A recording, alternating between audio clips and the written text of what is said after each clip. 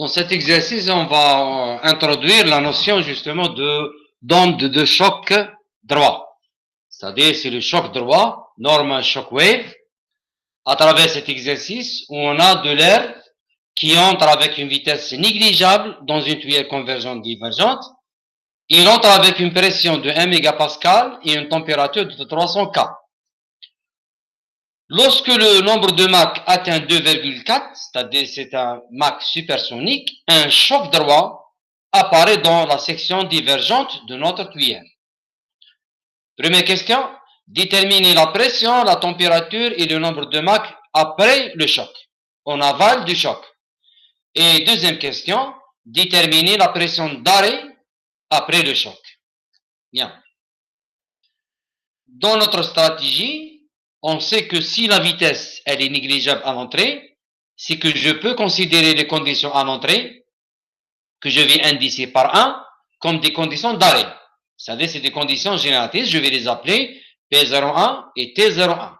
Donc nous avons P01, 1 mégapascal, et T01 égale 300 K. Maintenant, les conditions en aval du choc, que je vais indicer par 2, sont exprimées en fonction des conditions en amont, dans la zone 1, par des relations ou par des tables de choc. Et je vous conseille l'utilisation des tables de choc pour ne pas perdre de temps. C'est conseillé. Bien. Justement, ces relations entre les conditions locales à n'importe quel endroit où vous avez le local, vous pouvez les relier avec les conditions génératrices par des relations isotropiques. D'accord? Dans la même zone. Par exemple, là, si on a la zone 2 après le choc, ou même la zone 1, je peux relier dans la même zone, le même indice par des relations isotropiques. Que ce soit ces relations ou bien des tables. On peut les voir, si vous voulez. Là, par exemple, vous avez dans la plupart des livres, par exemple dans un écoulement isotropique, avec un gamma égale 1,4 bien sûr, on vous donne soit les équations qui vous donnent la pression, le ρ, la température locale en fonction du Mach local et en fonction des conditions génératrices. Soit vous avez des équations comme ça, ou vous avez carrément des tableaux comme ça, et là, bien sûr, c'est des tableaux obtenus à partir de ces équations. Vous avez le Mach qui démarre de 0 jusqu'à des Mach supersoniques. Ou bien vous avez même des courbes comme ça. Donc, vous aurez le choix, mais moi, je vous conseille l'utilisation de cette table directement, les valeurs, vous les tirez, les rapports, vous les tirez pour n'importe quel Mach qui est devant vous. Bien. Donc, maintenant, je vais voir, par exemple, si je vais essayer de calculer des conditions en aval du choc par rapport aux conditions avant le choc, là, on doit utiliser aussi les tables de choc maintenant. Ce n'est pas des tables isotropiques, c'est des tables de choc. Et on peut les voir maintenant sur ce schéma. D'accord?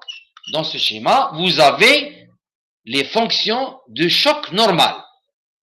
Bien sûr, c'est des tables qui sont données pour un gamma égale 1,4. Soit vous utilisez ces équations, d'accord? Soit vous utilisez les tableaux, comme ça, la table, soit vous pouvez même utiliser des courbes comme ça. Mais la solution la plus directe, la plus simple, c'est l'utilisation des tables, ce qu'on appelle des tables de choc. Et on les trouve dans la majorité des livres de mécanique des fluides. Bien. Donc, on revient à notre cas. C'est clair? Première solution, première question, déterminer la pression, la température, le nombre de Mach après le choc. C'est-à-dire, c'est la zone qui est là, 2.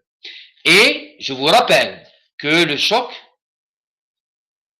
il est quelque part dans la partie divergente. Parce que pour avoir un choc droit, ou pour avoir n'importe quel choc, il faut que le Mach atteigne des valeurs supersoniques. C'est-à-dire, lorsque dans la zone 1, dans la partie divergente, c'est clair, parce que la partie minimale, le col, là, on a, c'est la partie critique. Vous avez un MAC égal à 1. Mais si vous êtes là, automatiquement, d'après les relations d'Igonio, donc si la section augmente, le MAC augmente. Et vous aurez un MAC supersonique. Donc, si vous avez un MAC supersonique, il y a toujours le risque d'un choc droit.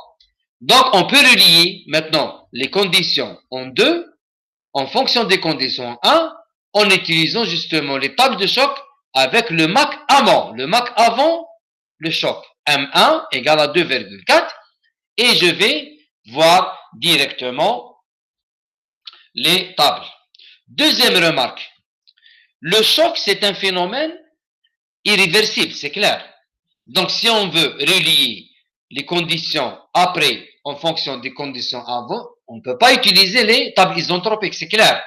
Mais si on veut maintenant relier des conditions dans la même zone, en fonction des conditions dans la même zone, là, je peux utiliser les tables isentropiques. Parce que l'écoulement, tant qu'il n'y a pas d'échange de chaleur, il n'y a pas un frottement, là, l'écoulement, il est isentropique dans cette zone. Et après le choc, c'est-à-dire écoulement isentropique avec ses propres conditions génératrices. Et après le choc, vous allez obtenir un autre écoulement, c'est-à-dire avec d'autres conditions génératrices, d'autres rapports critiques. Donc, ça, c'est une remarque très importante. Bien. Donc, on va utiliser les tables de choc avec un MAC amont, M1 égale 2,4. Je vais carrément partir dans le tableau et je vais chercher le MAC M1 égale à 2,4 et je vais obtenir ce que je veux. Voilà. Je vais obtenir le MAC après, MA2, le rapport des pressions statiques P2 sur P1, d'accord, appelé aussi le taux de compression. J'ai le ρ2 sur ρ1 et j'ai la température T2 et T1 et j'ai ce que je veux. L'essentiel, moi, j'aurai besoin uniquement de ces 4 valeurs, de ces 4 rapports. Ou bien ces 3 rapports. Bien.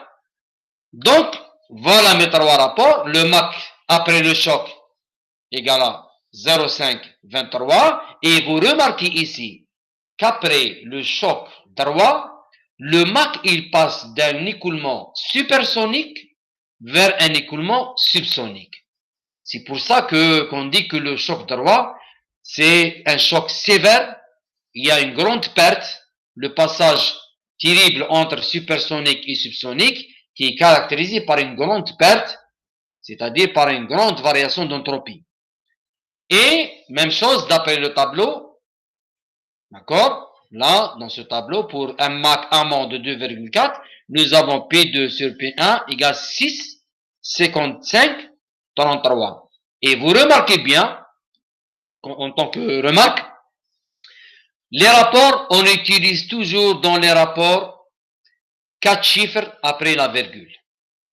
Et pour le MAC, de préférence, utilisez 2 chiffres après la virgule. Bien. Donc, vous avez les rapports 4 chiffres après la virgule. Même chose pour les rapports de température statique, T2 sur T1. Donc, il reste à calculer P1 et T1. J'ai les rapports, mais j'ai pas P1 et T1. Mais je sais que dans la zone 1, j'ai la pression génératrice, P01, et j'ai aussi la température génératrice, appelée aussi température d'arrêt, T01. Étant donné que dans la zone 1, j'ai considéré que l'écoulement il est isentropique dans la zone 1, donc je peux utiliser les tables isentropiques, ou bien même les expressions mathématiques de l'isentropie, bien sûr. Donc, je vais partir dans les tables isentropiques, voilà, les fonctions ou bien les tables isentropiques. Pour un gamma égale 1,4, je peux utiliser directement le tableau. Mais si le gamma, dans certains livres, on appelle aussi le K, dans certains livres, ou bien dans des exos, si vous avez un gamma différent de 1,4, vous ne pouvez pas utiliser la table. Il faut utiliser les équations. Directement, il faut remplacer chaque variable par sa valeur. Donc, je vais partir maintenant à ma table isentropique pour un MAC égale M1 égale 2,4, d'accord, dans la même zone. Pour un MAC égale 2,4, j'ai le rapport P1 sur P01.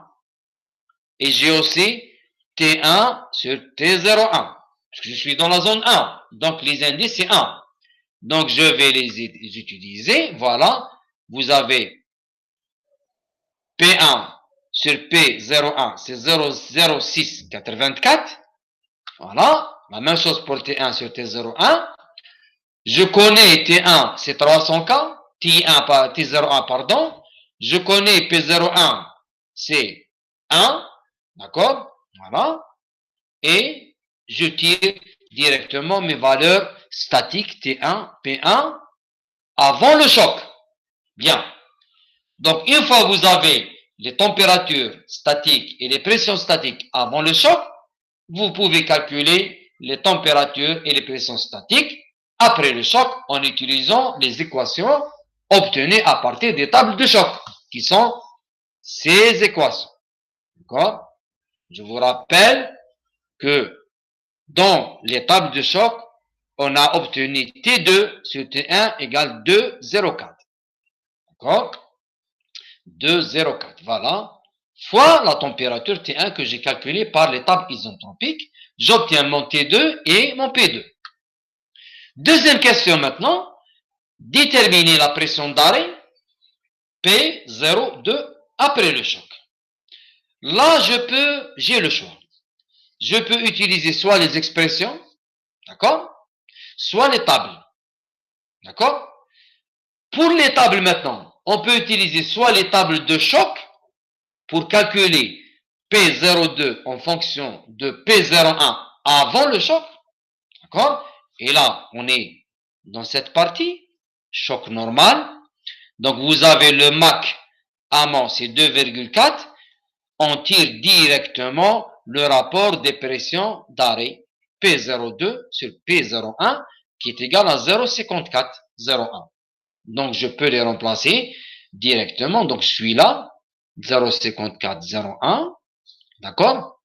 Et je peux tirer carrément P02 fois P01 qui est égal à 0,5401 mégapascal.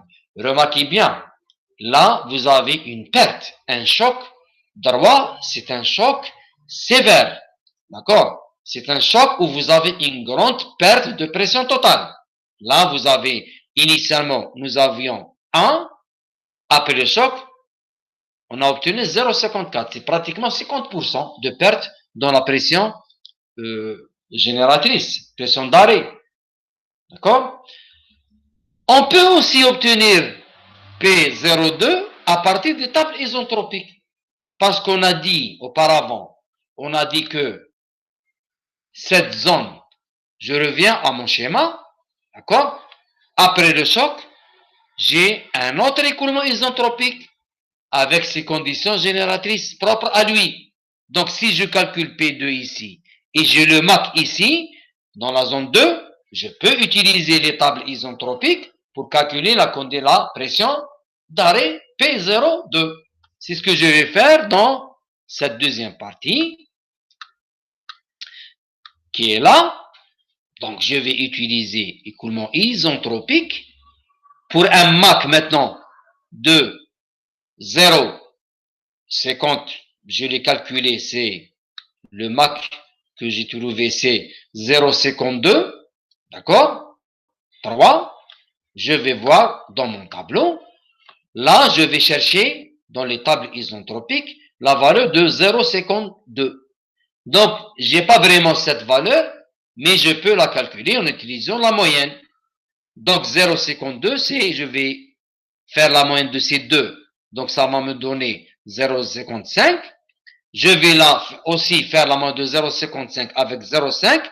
Une deuxième fois pour avoir la moitié, c'est-à-dire 0,52.